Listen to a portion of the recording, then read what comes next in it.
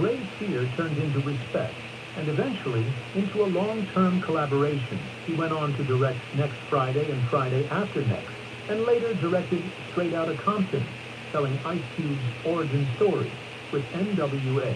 But before any of that could happen, they needed to cast Smokey, and that process became its own drama. Fact 5.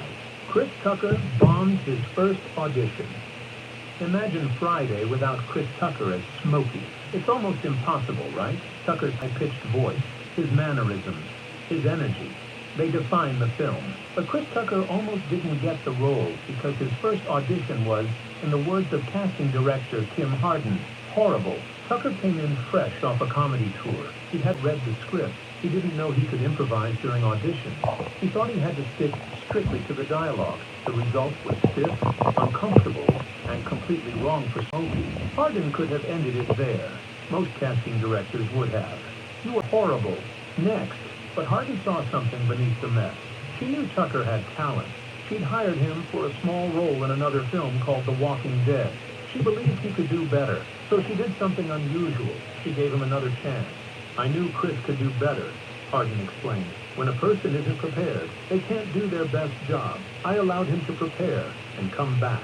Tucker went home knowing he'd blown it, but his friends and future co-stars Angela Means, who played Felicia, and Faison Love, Big Worm, refused to let him fail. Angela Means tells the story beautifully. Tucker contacted her looking for an acting coach.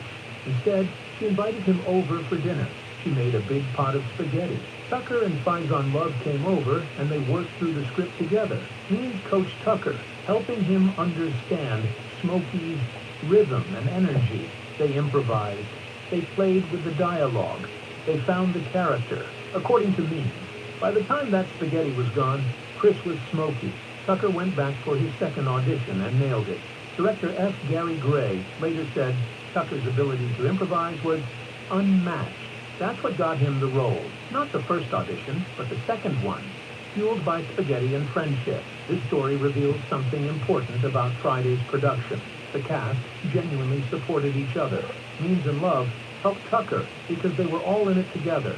They wanted the best film possible, even if it meant coaching their competition. And thank God they did. Chris Tucker's Smokey became a star-making performance. It launched him into Rush Hour, The Fifth Element, and a career as one of Hollywood's highest-paid actors.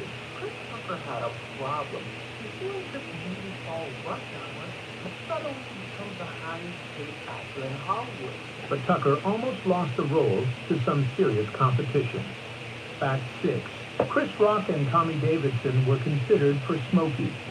Before Chris Tucker was cast, New Line Cinema was considering two much bigger names for Smokey, Chris Rock and Tommy Davidson. Both were established comedians with significant profiles. Chris Rock was already famous from Saturday Night Live. Tommy Davidson was a star on In Living Color.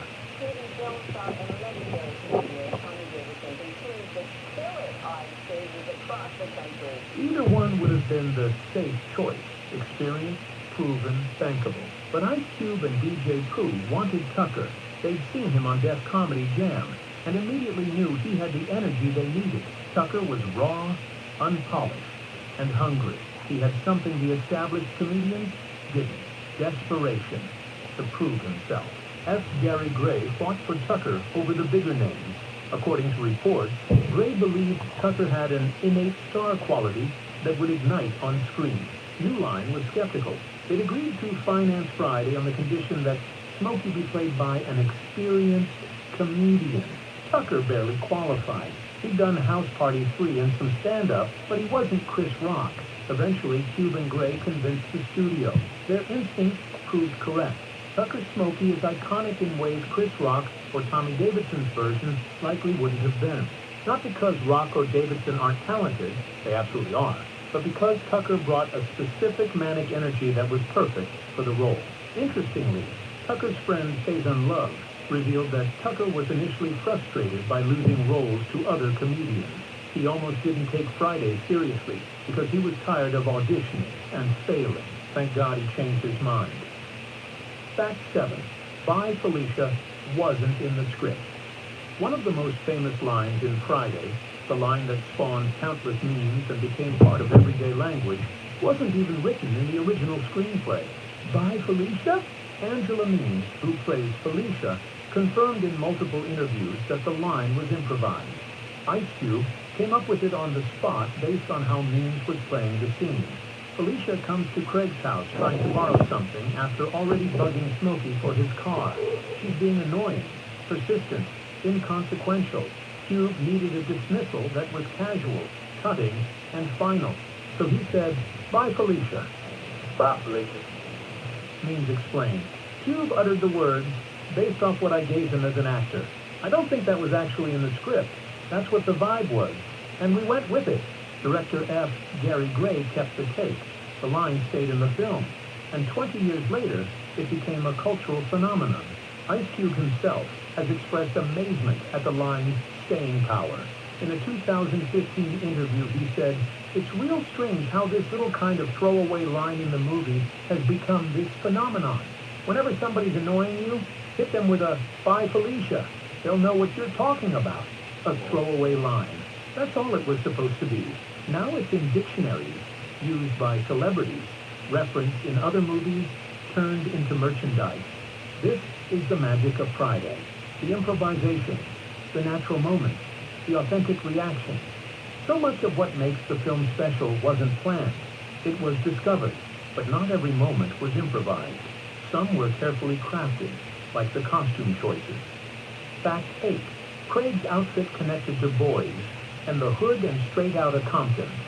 Pay close attention to Craig's clothing at the beginning and end of Friday.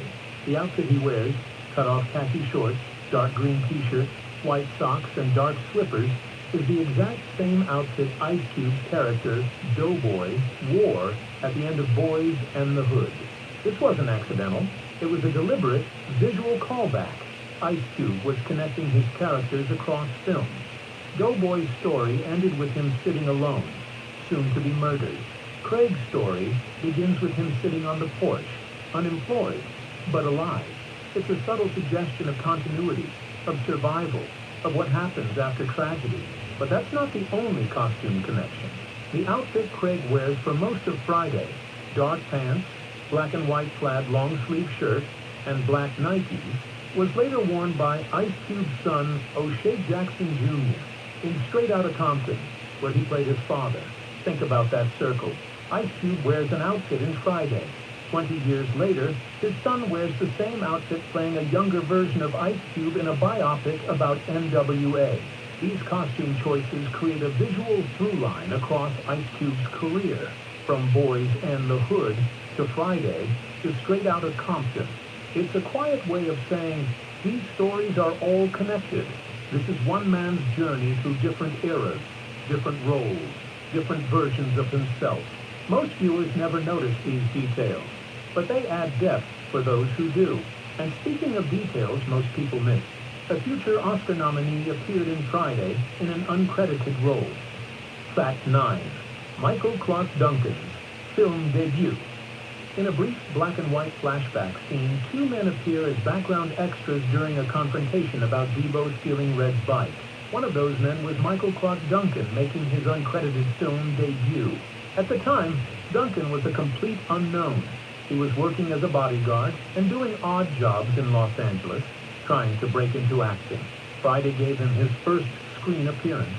4 years later, Duncan would star opposite Tom Hanks in The Green Mile as John Coffey, a performance that earned him an Academy Award nomination for Best Supporting Actor. If I were John Coffey, and I had to express what I feel for you right now.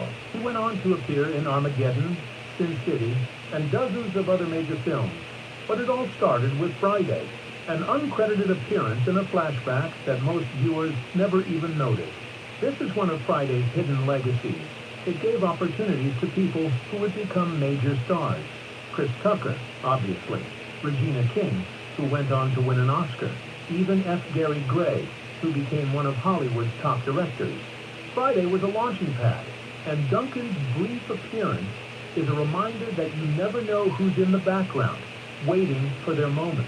But Duncan wasn't the only familiar face hiding in Friday's cast. Fact 10. The director and a legend made cameos. F. Gary Gray makes a cameo in Friday as a store employee.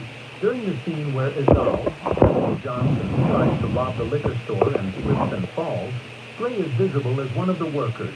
Well, man, get your punk ass up. It ain't even wet over here. It's brief, barely noticeable, but it's part of the filmmaking tradition of directors appearing in their own work. Gray was already behind the camera. Why not step in front of it for a moment? But there's another cameo that's far more significant. LaWanda Page appears as a Jehovah's Witness that Craig rudely shuts the door on. For younger viewers, that might not mean anything.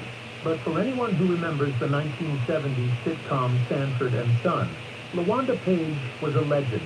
She played Aunt Esther, one of television's most iconic characters. By 1995, Page was in her 70s and semi-retired. Her appearance in Friday was a nod to comedy history, a passing of the torch from one generation of black comedians to the next. These small moments enrich Friday. They connect it to a larger tradition, to television history, to the community of black performers supporting each other across decades. Fact 11. Chris Tucker never returned because of money and faith. Friday spawned 2 sequels, Next Friday, 2000, and Friday After Next, 2002. Chris Tucker didn't appear in either one. For years, rumors swirled about why. Some said he and Ice Cube had beef. Others claimed contractual disputes. The truth is more complex and more personal. Tucker's absence was due to 2 factors: his evolving career goals and his religious convictions. After Friday, Tucker's career exploded. Rush Hour made him one of Hollywood's highest-paid actors. He was pulling in $20 million per film. Returning to Friday for a sequel would have been a step backward financially, especially since the budget for Next Friday was still relatively small. But money wasn't the only reason. Tucker had become increasingly religious and selective about his roles. He didn't want to play characters that glorified drug use or destructive behavior. Smokey smokes weed throughout Friday. Man, ain't nothing wrong with smoking weed. Weed is from the earth. God put this here for me, ain't you? That was the character's whole identity. Tucker has stated he's not opposed to returning if the story is right. Ice Cube has floated ideas about Smokey running a rehab center where he would be smoking all the weed. A joke, but also a way to bring the character back. So far, it hasn't happened. Tucker's absence in the sequels is one reason they don't have the same magic as the original. The chemistry between Craig and Smokey was irreplaceable. But Tucker's decision reveals something important about him. He valued his principles over money. In Hollywood, that's rare. Fact 12. 3 cast members have passed away, delaying the 4th film. Ice Cube has been trying to make a 4th Friday film called Last Friday for years. The biggest obstacle isn't budget or studio interest. It's tragedy. 3 major cast members have passed away. John Witherspoon, 2019, Tommy Tiny Lister Jr., 2020, and Anthony A.J. Johnson, 2021. Witherspoon played Craig's father. Lister played Devo. Johnson played Easel. All 3 were essential to Friday's universe. Their performances defined the film's comedic tone and emotional core. Ice Cube has spoken publicly about how these losses have complicated Last Friday. In interviews, he's expressed frustration. John Witherspoon passed away. Tommy Tiny Lister Jr. passed away. Anthony A.J. Johnson passed away. I'm like, man, we keep losing people, and y'all keep dicking around, not doing the movie the way it needed to be done. There's pain in that statement. Cube wanted to get the band back together one more time. He wanted to give these actors another moment in the spotlight. But Hollywood moved too slowly, and time ran out. John Witherspoon died of a heart attack at 77. Tommy Lister died at 62 from complications related to COVID-19. Jay Johnson died at 55 from unknown causes. Each loss diminished the possibility of a proper Friday reunion. You can't replace those actors. You can't recreate their chemistry. Any Last Friday that gets made will be missing crucial pieces. This is the bittersweet reality of cult classics. The people who made them don't last forever. Time moves. Life ends. And eventually, reunion becomes impossible. But their performances live on in Friday, a film that captured a moment, a neighborhood, a feeling that still resonates 3 decades later. 12 facts about a film that cost less than $3.5 million and took only 20 days to shoot. A script based on real life. A director terrified his star would fail. An actor who bombed his first audition, then got coached over spaghetti. Competition from Chris Rock and Tommy Davidson. An improvised line that became a cultural phenomenon. Costume callbacks connecting 3 films. A future Oscar nominee's uncredited debut. Director and legend cameos. An absent star who chose principles over paychecks. And beloved cast members who are now gone. Each fact reveals something about what it took to make Friday. The hustle, the improvisation, the community support, the authentic vision that refused to compromise. This wasn't a studio calculation. This was artists betting on themselves, drawing from their own lives, and trusting that audiences would respond to truth. 30 years later, Friday remains a hood classic. Not because it had a big budget or famous stars, but because it had heart, humor, and honesty. Now that you know these secrets, will you watch Friday differently? Will you notice Michael Clark Duncan in the background? Will you think about Chris Tucker's second audition? Will you appreciate the 20-day miracle that created a cultural phenomenon? Drop your thoughts in the comments. Which fact surprised you most? What's your favorite Friday quote? If this video changed how you see Friday, share it with someone who needs to know. Let's keep this conversation going, because Friday deserves more than passive rewatching. It deserves appreciation for everything that went into creating it. The struggle, the collaboration, the improvisation, the magic captured under impossible constraints. Thanks for watching. Subscribe for more deep dives into classic films. And remember, you got knocked the fuck out.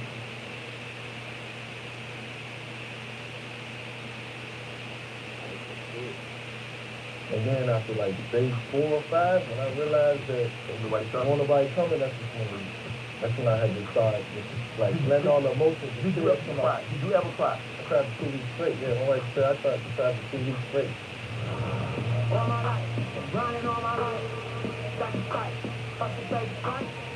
One strike, that's the first fight. Why? All my life, grinding all my life. All my life, grinding all my life. Sacrifice, fucking baby fight. One strike, that's the first fight. Why? All my life, grinding all my life. Hello, welcome to another edition of Club JJ. I am your host. I'm also the proud of Club JJ, and the guy that's stopping by for conversation and a drink today is one of the NFL's most electrifying players. He transformed the quarterback position. He's the first African-American quarterback to be selected #1 overall, the first quarterback to rush for 1,000 yards in a season, and he still holds the record for the most rush yards by a quarterback with over 6,100. You knew him for having the Michael Vick experience. Mike Vick. Mike, how you doing, bro? Hey, bro, you know you come by the club, you know we got to coach this back. Yeah, we got to coach this. I done drunk half for it. I went in early, so you know that's my niche. I appreciate that. So how you doing? Doing great, Jay. Life's good, kids good, family good, wife good, and you know, enjoying my time as a sports analyst. What's a typical day like for Michael Vick? You wake up at what time? You know, I'm so blessed, man. I wake up at 6:30. Okay. I wake up at 6:30. My oldest daughter just started driving to school, which is, you know, not a nightmare, but it's, you know, it's a maturity process. Right. And so that's different. Yeah, so I take my youngest daughter to school at like 7:30, and then from there I'm up. You know, I'm trying to figure out like what's the next line of business. If I gotta go and come on the show with you guys, if I gotta do speak, and then from there my youngest son is in school, so I pick him up and I get a chance to experience what life is like as a dad. Truly, and when I retired, that's what I wanted. I wanted to make up for all that lost time. Right. Do your kids understand who you are? I mean, how old were they when you were playing? Did they get an opportunity to experience any of the Michael Vick experience? They did, but they was young. I would say they was around, I retired in 2015, so Jada might have been 9, my oldest son was 11. Right. And so they seen it They got the Phillies, they got the Pittsburgh. They didn't really get the ATL. They didn't get the experience. They didn't get the No, they didn't get that, which is something that is a blessing in the church, but now they see the aftermath, and it's like, they leave them wondering, but I try to cut on YouTube and all that here and there, but they don't want to hear that. So, my youngest son, he's 5 years old, I try to cut him. This is Daddy. He look at it, and he'd go off to something else. So I'm hoping one day football stick or he gravitates to it a little bit. Right. With, like young players, when they shoot the ball, they like Kobe. Yeah. When any quarterback take off running, the first thing they holler, man, that was big. Man, that's a big. Yeah. How does that make you feel that you're revered like you're revered? It makes me feel good, Shannon, because it was a time in my career where I started to feel like my style of play wasn't going to sustain. Right. And I got criticized for it to a certain degree, and I just started to go through that phase of, man, I got to become a true pocket passer. And it was in Atlanta. My coaches encouraged me, Greg Knapp, rest in peace, Jim Moore, be yourself. Continue to be yourself. It's a great way to play the game. I always start moving the chains and, by any means necessary, it's the way to get it done. And then it wasn't until I got to Andy. And I always wanted to play with Andy, for Andy, because I seen the way he handled Donovan. Right. And they had some great years. And like, look, man, you just take what you got and you just build on it. And from that point, when I got to Andy in 2009, I'm just going with it. When you were in Atlanta, did you ever try to suppress who you were naturally as far as running the football? You like, you know what? Man, y'all beat me up for running the football. Y'all say I can't read the defense. And so I just take off running, that everything that I'm getting is because of my legs. Did you actually suppress a little bit of who you were as a running quarterback to try to prove to everybody I can throw the ball from the pocket? Absolutely. It was a game in 2005. I had an MCL injury. I was playing, probably shouldn't have been out in the field. And I told myself, I'm going to use this moment to show that I can pass the football. Right. When I say I went out, I'm going to go back and look at the stats, so maybe we can look it up, man. I probably passed for 350, went like 28 to 34. One of them days I was high. I was feeling it. And I went to the podium afterwards, and it was very immature to go off on the media because, there's no need to go off on a tangent. With them, I was young, and I was, like, suppressing what I did best. Right. And so I just let him have it that day. I was, don't ever say I can't pass the football from the pocket ever again. And now I'm going back to being me. Going back to being a dual threat. And I just wanted to prove that. So it was always something that, it's always something that pushed you, which is a good thing. Right. And it was all for the better. And just, goes back to what you just talked about, what you just said. Now when people mention a great run, a field great run, they mention it me, and that's because I had the people around me to say, keep doing what you did. Right. When I look at you, everybody was like, man, when are we going to see that Michael Vick in Atlanta that we saw at Virginia Tech? A guy that could, a broken play, that he could get off script, call a play, he could get off that script and go hit his head on the goalpost. I think it was the Minnesota game. It was the Minnesota game. But it was your coach, your former coach, Dan Reeves. Yep, Coach Dan Reeves, and I was at the center when he gave an amazing speech talking about Coach. I was in the back crying, honestly. Coach is just, and he had a way with me. Funny story is I never wanted to play with Dan Reeves. I was watching him as a kid. I watched him go off on John, and he was tough. He was tough on John. He was tough, but by the time I got to him, and it was ironic he drafted me. He was lighthearted. Yep. He showed a different emotion. He took baby steps with me, and he gave me the confidence. And his play calling was catered towards my ability. Like what I seen Justin Fields yesterday, and I seen James Jones doing like an 18 sweep, quarterback sweep. Yeah. This is generic. Right. And he was doing that type of stuff with me in 2002. So, this great times, great memories. When you see these young quarterbacks, you mentioned Justin Fields, James Jones, Saquon nicknamed the Vanilla Ice. You see Lamar Jackson. You see the advent of the quarterback, and now legs is not criticized as much as it was when you were playing. Now it's embraced. Man, you see what Justin Fields, he just had back-to-back games, he had 350 yards. You see what broken records and all that. Right. Do you wish had it been embraced more when you were playing? You think you would have been more receptive to it and said, you know what, this is who I am, I'm going to embrace it. I'm going to add the passing ability from the pocket, but this is what I believe that can help lead a team to a Super Bowl. Or even if I could just vent and say, give me some time. Right. Give me some time to grow. Right. I'm coming out of an offense in college where it was run-oriented. Right. And then, we didn't pass it a lot. I still led the nation in passing efficiency, so I knew how to play keep away. Right. And keep the ball away from the defense. And so, as those years, it all starts when you start losing. Right. When you lose games, you drop a couple of games, you're going to get injured trying to run the ball. And so it's all these things circulating. If you don't stop running the ball, you're not going to have longevity. I got all these things in my head when I just wanted to play football. Right. And let me just play my style of football. They fired Dan Reeves in 2003 after a win, ironically, which is crazy. And so now I got to pick up the pieces. Now they bring in the West Coast system, right, which we was both in. Right. And so that they brought that in to teach me how to be a passer. Right.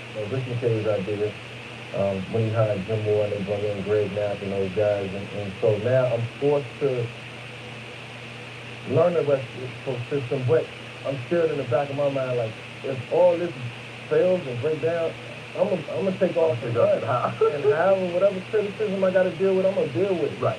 And I left it at that. And I made the Pro Bowl that year. Yep. And then next year, sometimes you peak and then you start to digress. Right. And so we regressed in 2005, and now here come the rumble, here come the whisper. Yeah. You can't be a runner, you can't do it both, you can't be a dual threat. I run for 1,000 yards on 06. But we still don't make the playoffs. Right. So now it's like, something got to give. Right. And then I never made it to the 2007, my seventh season, 2007, because I ended up going to prison. Right. But what happened was Bobby Petrino came with his offense. Right. And man, when I say I was about to light the league up in 2007, I just never made it. That's the offense that Lamar Jackson was the Heisman. Yes. And he was about to run it in the NFL. Right. It was about to get crazy. Go back. You did something that no other team had ever done. You went to Lambeau Field and beat the Packers in a home playoff game. Yeah. That raised the bar for Mike Vick, because think about all those other great teams that have gone there. All those other great quarterbacks have gone to Lambeau and tasted defeat in the playoffs. Yeah. Here comes Michael Vick. That might have been what? Your 2002 season. Just 2002. Yeah. 2002. So you go into your second season. Now you have to, first of all, to get to the playoffs, you got to go to Cleveland. You beat Cleveland in Cleveland, if I'm not mistaken. Cleveland. Well, yeah, we beat Cleveland. It was a crazy play. Yeah, you got to win a couple games at the end just to make the playoffs. I learned in that game, all the guys, be playing in Cleveland. Yeah. No sleeves. You got to be tough. All this whole, tough guys like tough. And I froze. I froze my ass off that day. I'm like, never again. So that next week in Green Bay, I'm warm. Right. And there you go. We laughing. Right. You marched up in there and stayed. And it was, I never say the game was easy that night. It was like, when it's a sense of calm. Right. And then you, like, emotionally, you're not really, there's no anxiety. You're the underdog. Right. We already, it's Brett Favre on the other side, so I'm ecstatic to be going up against him. Right. I get to go against my childhood hero. Right. To some degree, and, man, we waxing them. Right. You got cool. I'm going to get Lamar Jackson. And Lamar Jackson, I think he compares favorably to you, not just because he's a black quarterback, but his ability to throw the football. I think he might be a little better passer than you, especially at this stage of his career. You said that you believe Lamar is a more dynamic runner than you are. I don't know about that, Mike. Nah. I made a comment when he was in college. It was one of them days when I'm sitting there watching him, right. And I'm like, hold on. I played against Florida State. Right. In the national championship, I gave him work. Right. But he was just like, he was toying with him. Right. He was playing with him. It looked effortless, it looked easy. And with Bob Petrino, the coach, I just had to say it. Right. And it was almost like I was waiting to see something like this. Right. I never thought I would see somebody who looked like me. Right. Ever again. Right. But then in the back of my mind, I'm like, that can't be possible. Like, God works in mysterious ways. Somebody gonna come along. So as I'm watching Lamar, I'm really trying to push the envelope for him. Like, he needs to play it on the next year. I can't wait to see. Right. him on the next level in today's time, in today's what he would look like now. And he ended up getting to Baltimore, and are you surprised he changed positions, that they wanted him to be a wide receiver, they wanted him to be something other than a quarterback? Although the man had won the Heisman Trophy, had a better year his third year than he had the year that he won the Heisman, and people still said, nah, we haven't seen enough, we want you to try position. Yeah. But to his credit, to his mom's credit, he said, nah, I'm a quarterback. Yeah. He said, my son is a quarterback. Yeah. And if you don't want to draft him at that position, that's your choice. Yeah. But you'll only play quarterback. Absolutely. I did some interviews regarding Lamar leading up to the draft. Right. And I told a reporter who said it to me, that's the stupidest thing I've ever heard. I can't remember who it was, what network, what outlet, but I told him that's the stupidest thing I ever heard. If this guy don't play quarterback in the National Football League, it'd be a tragedy. And whether he went, I'm like, I don't care what y'all talking. If you don't go in the first, second, and third round, that's cool. I said, whoever drafts him in the 5th, 6th, 7th round, if that's what y'all think, don't get him jumped. And he'll eventually become one of the best quarterbacks in the National Football League. Because, you know, you can look at some guys and, you know, he's instinctive. He's going to know how to maneuver the pocket and work it. You got to get with offensive coordinator who can mold him. I think the best thing for Lamar is